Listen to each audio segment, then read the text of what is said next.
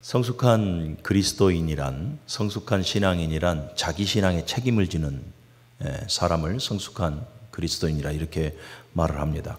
자기 신앙에 책임을 진다라고 하는 것은 하나님 앞에서 내 고백이, 하나님 앞에서 나의 말 한마디를 우리의 삶으로 실천하여서 입증해내는 거예요. 이것이 신앙의 생활화죠. 사랑도 마찬가지예요. 사랑도 우리 입술 끝에서 고백으로 끝나는 것이 아니라 삶으로 실천이 되어져야 되고 삶의 열매가 우리에게 보여져야 한다. 오늘 새벽에도 제가 좀 말씀드렸습니다마는 하나님은 저와 여러분들의 말 한마디에 감동하시는 분이 아닙니다. 하나님은 저와 여러분들의 신앙의 고백, 그 한마디에 감동하시는 분이 아니라 그 고백을 안고 삶 속에서 실천하여 열매를 맺는 그것에 하나님께서는 감동하신다. 그래서 우리 모든 성도들 신앙의 생활을 온전히 이루어내시기를 바랍니다. 사랑한다, 사랑합시다 이렇게 말했다면 사랑의 실천을 삶을 통해서 반드시 이루어내시고 열매 맺으시기를 주님의 이름으로 축복합니다. 오늘 고린도 교회를 좀 보게 됩니다. 고린도 교회는 사도 바울이 AD 50년경에 설립한 교회죠. 그리고 AD 55년에 이후로 5년 후에 에베소 교회에서 3년 동안 사역을 하면서 고린도 교회의 여러 문제들에 대해서 듣게 되어지고 그 고린도 교회를 향해서 신앙의 권면을 서신으로 보낸 것, 그것이 바로 고린도 전후서가 되어집니다. 고린도 교회를 좀 이해하려면 고린도 교회 지역을 조금 이해해야 하는데, 이 고린도 지역은 다른 항구 도시와 마찬가지로 상업이 발달하고 무역이 발달한 것입니다. 그리고 다른 소아시아 일대와 마찬가지로 매우 다원화가 되어져 있습니다. 종교적으로도 다원화가 되어져 있고 다종교가 있는 것이죠. 또 문화적으로도 매우 다원화가 되어져 있습니다.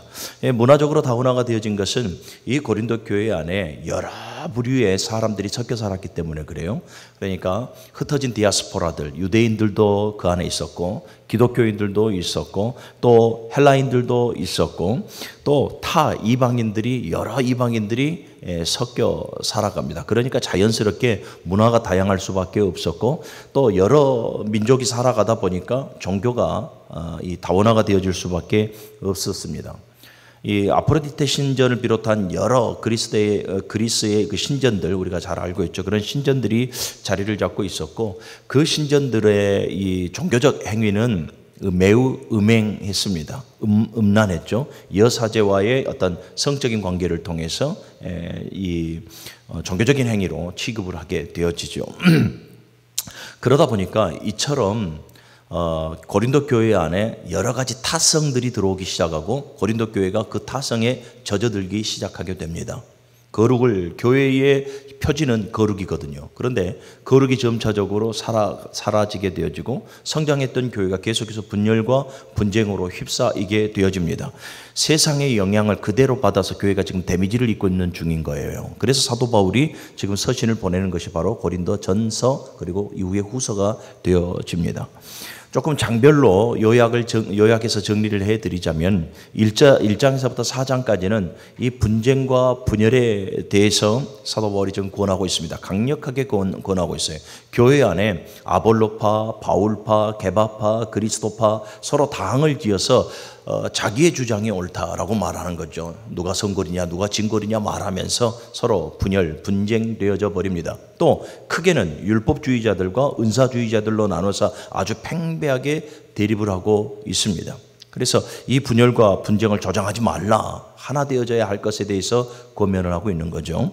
그리고 5장에서부터 또 6장을 보게 되어지면 이 도덕적인 타락, 아까 제가 잠깐 말씀드렸죠. 그러니까 다른 이 신전을 세우고 다른 타 이 종교를 받아들이다 보니까 어떻게 됩니까? 교회 안에서도 도덕적으로 타락하고 이 음행의 문제가 걸려요. 그리고 7장에 가서는 결혼과 독신에 대해서 사도 바울이 더 정리해서 교리적으로 말씀을 하고 있고 8장과 10장에서는 우상제물 먹는 문제로 또 사도 바울이 교리적으로 정리를 하고 있습니다. 11장에 가서는 성찬에 대해서, 성찬이 무엇이고 성찬을 어떻게 드려야 할 것인가에 대해서 말씀을 합니다. 그리고 15장에서 16장, 마지막 16장에는 그리스도의 부활에 대한 변증, 예수 그리스도께서 부활하셨다라는 것을 기독론적으로 변증을 하고요. 그리고 더 나아가서 교회가 서로 협력하여야 한다. 아까 1장에서 4장까지는 분열과 분쟁으로 치닫았던 그 고린도 교회. 그래서 그 고린도 교회 모든 문제들을 계속해서 지적을 해준단 말이죠. 그리고 마지막 15장, 16장에 가서는 교회가 협력해야 된다. 교회는 예수 그리스도의 부활하심으로 말미암아서 예수 그리스도를 믿는 모든 자들은 부활의 신앙을 가지고 있으므로 교회는 옛 사람처럼, 옛 성정을 가진 사람처럼 분열과 분쟁으로 치닫는 교회가 되어지는 것이 아니라 하나 되어져야 하는 교회다. 그래서 너희들이 연보를 할 때에도 최선을 다하고 모든 일에 너희가 주의 일에 힘쓰는 자가 되어져라. 이렇게 고린도전서를 마무리를 합니다. 자, 그런데 빠지는 장이 있죠. 12장에서부터 14장이에요. 이 12장은 우리가 소위 말하는 은사장이라 말을 하고요. 14장까지 그 은사의 내용들은 계속해서 기록되어져 있습니다. 12장 은사장에서 각양각색의 은사를 쭉 열거를 하죠. 그리고 나서 이 은사의 문제에 대해서 말합니다. 너희들이 왜, 아까 제가 말씀드렸죠. 교회 안에 여러 가지 아볼로파, 게바파, 이 바울파, 그리스도파 여러 가지 파가 있다라고 말씀드렸고, 또 크게는 율법주의와 은사주의가 팽배하게 대립을 하고 있다라고 말씀을 드렸죠. 이 은사주의자들, 율법주의자들도 문제입니다. 비판하고 정죄해서 상처를 주죠. 은사주의자들은 뭡니까? 소위 오늘날로 말하는 본인이 봤다 들었다 이거예요. 봤다 들었다. 은사 우월주의에 갇혀 있는 거죠. 그래서 어떻게 됩니까? 은사를 남용을 해요. 자신의 유익을 위해서, 자신의 권위를 위해서. 오늘날 여러분 한국 교회를 되게 어지럽혔던 부류가 뭡니까? 바로 이러한 은사주의자들이에요. 무엇을 봤네, 무엇을 들었네 해서 예언을 하게 되어지고 여러분, 예언이라고 하는 것은 성경의 말씀을 가지고 말하는 거예요. 성경의 말씀이 무엇이 부족해서 또다시 우리에게 하나님께서 직통계시를 내려서 예언을 하게끔 하겠습니까? 예언은 하나님의 말씀이고 이 하나님의 말씀은 변함없이 반드시 이루어지는 것이죠. 이처럼 은사의 문제가 심각해요. 그래서 은사에 대해서 너희가 남용하지 말아라. 그리고 은사로 말미암아서 너희가 교만하지도 말아라. 은사라고 하는 것은 교회를, 주님의 몸된 교회를 세워 나아가기 위함이니 은사를 남용하지도, 또 은사를 받았다고 교만하지도 말라. 그리고 너희가 진정으로 강구해야 될 은사는 바로 이것이니 이 은사를 더욱더 사모하라. 그래서 12장 31절을 보면 이렇게 말을 하죠. 너희는 더욱 큰 은사를 사모하라. 내가 또한 가장 좋은 길을 너희에게 보이리라. 더 큰 은사를 사모하라. 그리고 13장으로 와요. 13장은 우리가 너무나 잘 알다시피 사랑장이죠. 그래서 연결이 되어져 있으니 더 큰 은사라 하면 곧 무엇을 말하고 있는 것입니까? 사랑이에요, 사랑. 너희가 왜 분열이 되어지는 줄 아냐? 고린도 교회는 여러분 재정적으로도 아주 풍부합니다. 교회도 많이 성장했습니다. 보십시오. 이 아볼로파, 또 게바파, 또 이 바울파, 그리스도파, 여러분 이렇게 분파가 많이 나눠져 있잖아요. 당을 지어서. 교회가 얼마나 성장했는가, 외적인 성장이 있었는가도 잘 알겠죠. 상업도시다 보니까 재정도 풍부해요. 그런데도 교회가 하나 되어지지 못해요. 은사도 많아요.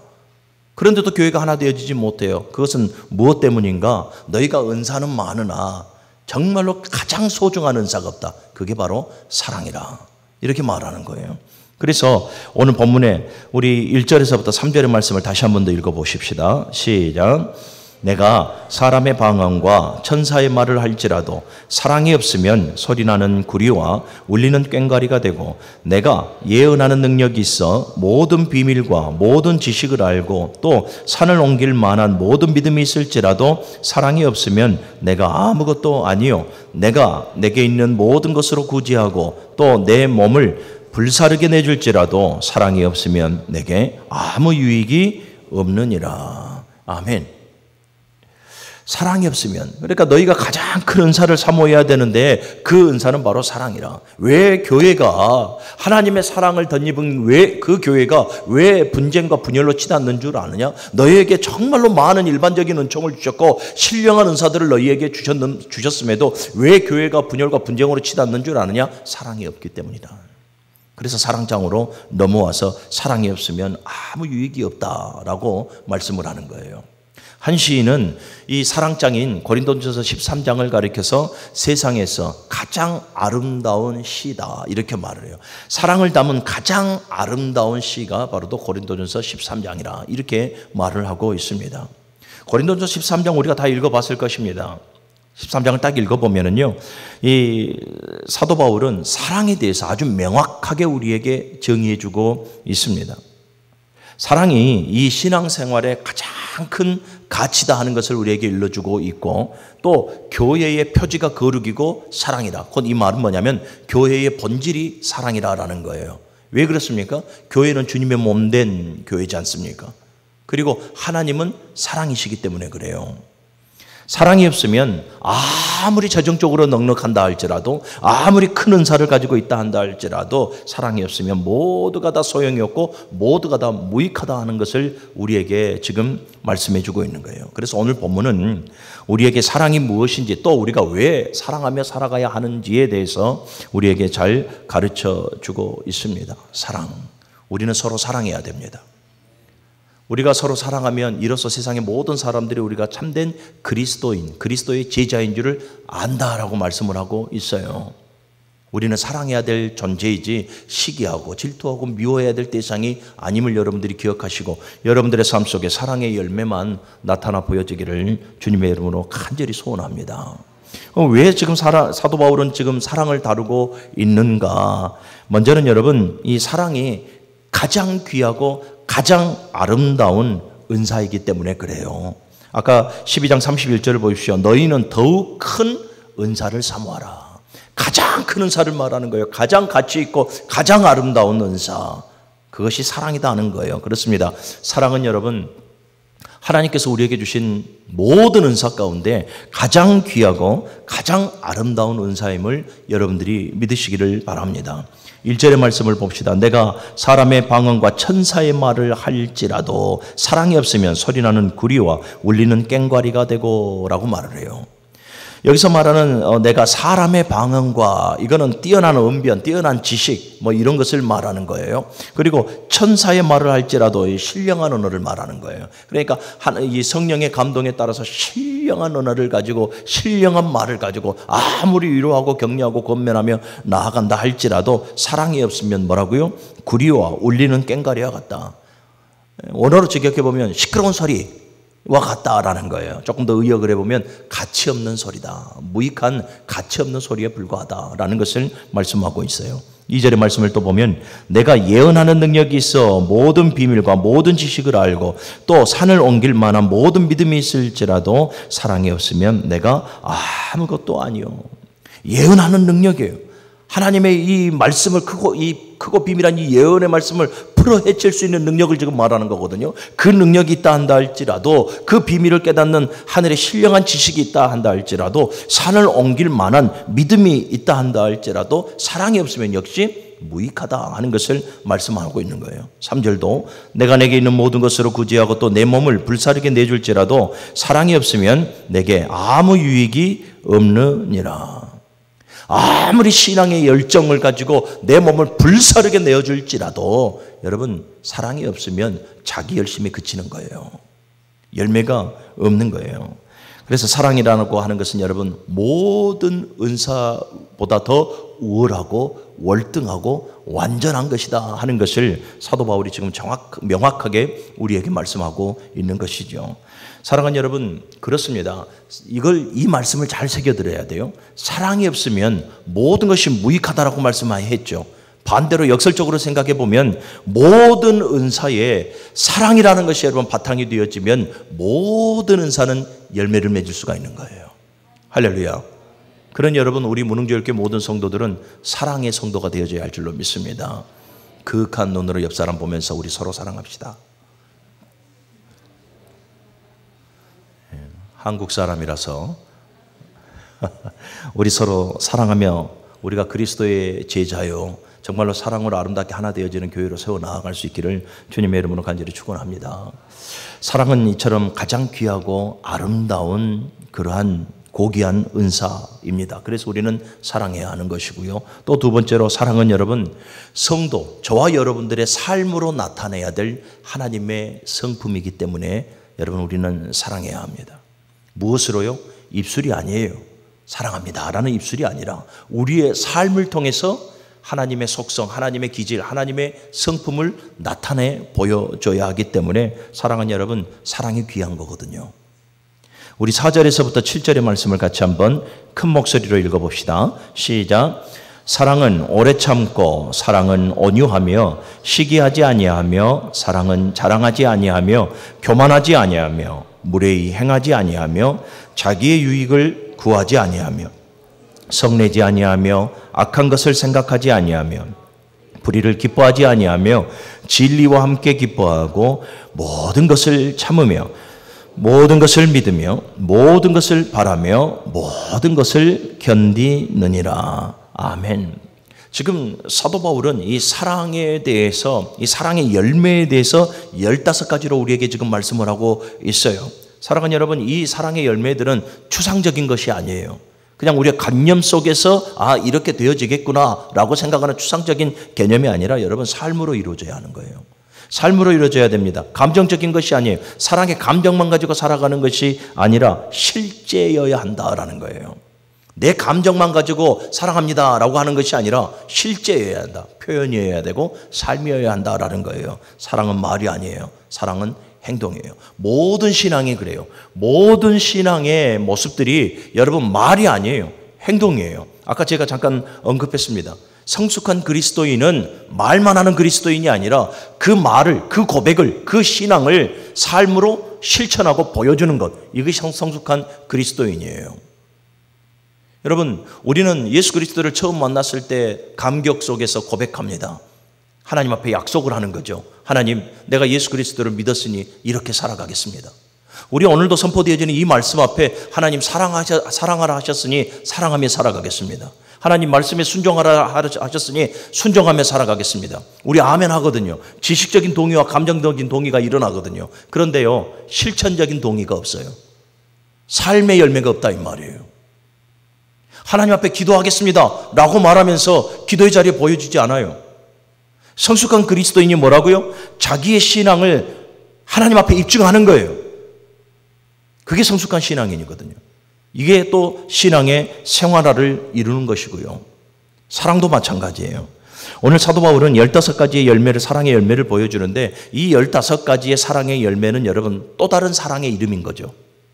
또 다른 사랑의 이름이에요. 보십시다. 사랑은 오래 참고 그랬어요. 남을 여러분 기다려주고 남을 참아주는 삶을 지금 말하고 있는 거잖아요. 오래 참고 인내예요. 사랑의 다른 이름이 바로 인내예요. 인내. 또 봅시다. 사랑은 온유하며 남을 배려하고 남을 아껴주고 남을 감싸주고 남을 용인해주는 그 삶이 바로 온유예요. 온유. 시기하지 아니하며 사랑은 자랑하지 아니하며 사랑은 교만하지 아니하며 남을 나보다 더 낫게 여기고 남을 세워주고 남을 격려하고 남을 세워 나아가는 그 겸손한 삶이 사랑이에요. 이 15가지의 모든 사랑의 열매는 사랑의 다른 말이고 사랑의 다른 이름들이거든요. 그런데 이것이 여러분들 그냥 이름으로 명시되어 끝나는 것이 아니라 내 삶 속에서 그 이름이 해석되어져 열매를 맺어야 돼요. 우리 문흥교회 모든 성도 여러분, 남을 기다리고 남을 참아주고 남을 용서하는 여러분 인내의 삶을 살아가시기를 바랍니다. 또 여러분 남을 이해하고 감싸주고 남을 품어줄 수 있는 여러분 그러한 온유한 삶을 살아가시기를 바랍니다. 또 더 나아가서 남을 세워주는 겸손한 삶을 살아감으로 말미암아서 여러분들의 사랑의 열매를 맺는 귀하고 복된 삶을 살아갈 수 있기를 주님의 이름으로 간절히 축원합니다. 여러분 이후에도 말씀 계속해서 보세요. 다 말씀하지 않았지만 다른 모든 열매들을 다른 말로 말하면 배려거든요. 배려. 사랑은 여러분 사랑은 남을 자기 자신보다 낫게 여기고 남을 먼저 생각하는 배려예요. 이게 사랑의 다른 말이에요. 신앙생활 여러분 우리가 얼마나 잘 믿고 있는가, 얼마나 열심히 우리가 기도 생활하고 있는가, 내가 하나님 앞에 얼마나 열정적으로 신앙의 삶을 살아가고 있는가, 이것도 중요하지만 이보다 중요하고 이 모든 것들보다 더 중요한 것은 내가 내 말 속에 내 행동 하나하나 속에 얼마나 내가 사랑을 흘려보내고 있는가, 이게 중요해요. 내 말 한마디에 내 행동 거지 하나에 누가 보더라도 얼마나 사랑이 그들에게 흘러가고 있는가. 그래서 모든 사람들에게 당신은 이렇게 해서 성공한 사람이요, 당신은 이러한 장로요, 이러한 권사요 소리를 듣기 전에 정말로 문흥제일교회 장로들은 사랑의 장로예요. 무능주의 권사들은 사랑의 권사들이. 이렇게 소문이 나고 이러한 칭함을 받는 우리 모두가 되어질 수 있기를 주님의 이름으로 간절히 축원합니다. 사랑은 여러분, 사랑은 입술이 아닙니다. 삶으로 증명이 되어져요. 마지막으로 여러분, 사랑은 능력이 있습니다. 어떤 능력이 있습니까? 변화의 능력이 있습니다. 사랑이 변질된다는 말이 아니에요. 저와 여러분들은 하나님의 사랑을 입음으로 말미암아서 변화되어진 존재입니다. 할렐루야. 하나님께서 여러분 독생자 예수 그리스도를 십자가에서 죽으시면서 당신의 사랑을, 우리를 향한 당신의 사랑을 확증하셨고, 우리는 그 사랑을 덧입은 자들이에요. 하나님의 사랑을 우리가 받은 자들로서 여러분, 우리가 변화되어지는 걸 느끼지 않습니까? 전인적 변화가 왔잖아요. 내가 예수 믿기 전에 감히 상상하지도 못했던, 감히 생각하지도, 감히 고백하지도, 감히 그렇게 살아가지도 못했던 그 삶들이 나에게 주어지고 있지 않습니까? 그거는 무엇입니까? 사랑의 힘이에요. 하나님께서 여러분 날마다 쓰러지고 넘어지고 부끄러운 삶에 날마다 복귀해서 오는 저와 여러분들을 오늘도 품어주고 오늘도 용서해주고, 그 사랑이 나를 변화시키고 있는 거거든요. 그리고 또 여러분, 하나님의 사랑을 받은 자가 그 하나님의 사랑을 실천하여 또 다른 누군가에게 흘려보낼 때에 내가 변하듯이 그도 변하게 되어지는 거예요. 이게 사랑의 능력이에요. 내가 변하듯이 그도 변화가 되어지고, 그 한 사람이 변화되어지는 것이 아니라 이제는 내 가정과 그 가정이 변화가 되어지고, 내가 속해 있는 공동체와 그가 속해 있는 공동체가 변해지고, 그러다 보니까 여러분 사회가 변화가 되어지는 것이고 나라와 민족이 변화가 되어지는 거거든요. 먼저는 나예요. 나 그리스도의 사랑을 입은 내가 변화가 되어질 때에 너가 변화되어지는 것이고, 작은 공동체가, 나라와 국가가, 세계가 변화되어지는 거죠. 이게 사랑의 능력이에요. 바라기는 여러분들의 가정이, 여러분들의 교회가, 여러분들이 속해 있는 모든 공동체가 사랑으로 말미암아서 아름답게 세워지기를 주님의 이름으로 간절히 축원합니다. 사랑은 능력이에요. 사랑은 고린도 교회를 하나로 합할 수 있는 능력이고, 고린도 교회를 변화시킬 수 있는 능력이에요. 그래서 사랑하라라는 거거든요. 말씀을 정리합니다. 우리 8절의 말씀을 같이 한번 읽어볼까요? 시작. 사랑은 언제까지나 떨어지지 아니하되 예언도 패하고 방언도 그치고 지식도 패하리라. 아멘. 13절의 말씀 또 읽어봅시다. 시작.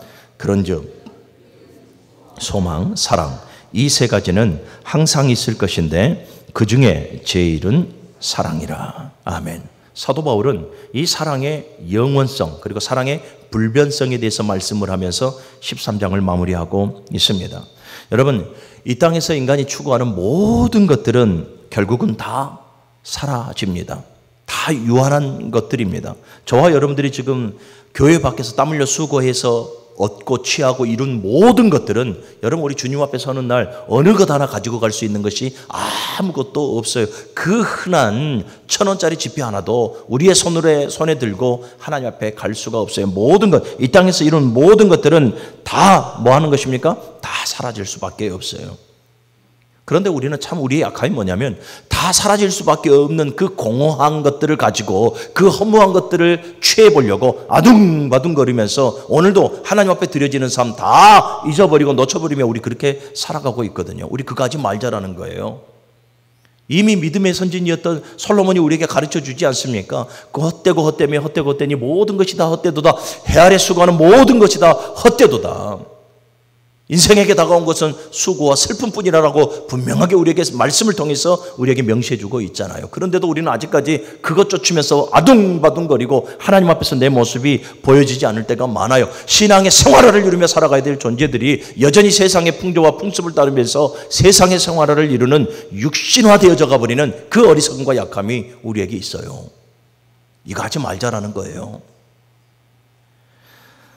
사랑하는 여러분, 세상의 모든 것들, 우리가 그토록 추구한 것들, 우리가 그토록 이뤄보고자 하는 것들, 여러분, 이것들은 다 유한한 거예요. 그리고 그것들은 다 변질되어지는 것이고요. 내가 사랑하고 있는 그것도, 내가 나를 사랑해 준다는 그 어떠한 것도 다 변질되어지고, 그리고 그 끝이 다 있어요. 그런데 여러분, 아까 13절에서 읽었던 것처럼 그런즉 믿음, 소망, 사랑 이 세 가지는 항상 있을 것인데 그 중에 제일은 사랑이라. 그 중에 제일은 사랑이라. 여러분, 사랑은 영원합니다. 사랑은 영원토록 변하지도 않습니다. 모든 것이 다 변하고 모든 것이 다 끝이 있지만 사랑만큼은 끝이 없고 영원하고 변질되지 않아요. 13절의 말씀을 잘 새겨야 돼요. 믿음, 소망, 사랑, 이 세 가지는 항상 있을 것인데 그 중에 제일은 사랑이라 그랬거든요. 여러분 보세요. 믿음도 주님 오시는 그 순간 필요해요, 안 필요해요? 더 이상 필요하지 않아요. 주님 오시는 그 순간 우리의 믿음을 주님 앞에 인정받고 칭함을 받으면 더 이상 그 믿음은 필요가 없어요. 소망도 주님 오시는 그날에 우리가 그 믿음을 인정받으면 동시에 더 이상 바랄 것 없는 천국이 이루어져 버리기 때문에, 천국이 완성되어져 버리기 때문에 더 이상 소망이 없어요. 하나님이 계시는 영원한 삶을 살아가는 영원한 천국의 삶보다 더 소중한 게 어디가 있고 더 소망을 둘 것이 어디가 있겠어요. 우리가 예수 그리스도께서 오시는 그날에 여러분 소망이 완성이 되어져 버렸기 때문에 더 이상 소망도 필요가 없어요. 그런데 사랑은 영원해요. 하나님의 나라에서 영원한 삶을 하나님과 서로 사랑하면서 영원토록 사랑하기에 사랑이 가장 중요한 거예요. 사랑은 변함없어요. 사랑은 영원해요. 하나님이 그 사랑을 우리에게 주셨거든요. 그리고 그 사랑으로 우리가 살고 있는 거거든요. 그리고 그렇게 사랑하라 라고 오늘 우리에게 말씀하고 있는 거거든요. 무능절교 우리 모든 성도 여러분들, 우리는 하나님의 사랑으로 말미암아서 새 생명을 얻은 사람들이고 새로운 삶을 얻은 사람들이며 믿음 안에서 소망 안에서 저 천국을 받아 살아가는 성도들입니다. 내 삶을 한번 우리가 오늘 돌아볼 필요가 있는 것 같습니다. 사랑 없이 내가 너무 건조한 삶을 살아가고 있지는 않는가? 내가 너무 사랑에 인색하고 사랑에 메말라가고 있지는 않는가? 돌아보면서 나를 향한 하나님의 사랑을 다시 한번 더 돌아보고 그 사랑을 또 다른 누군가에게 흘려보낼 수 있는 사랑의 성도, 사랑의 하나님의 자녀, 바로 우리 모두가 되어지기를 주님의 이름으로 축복합니다.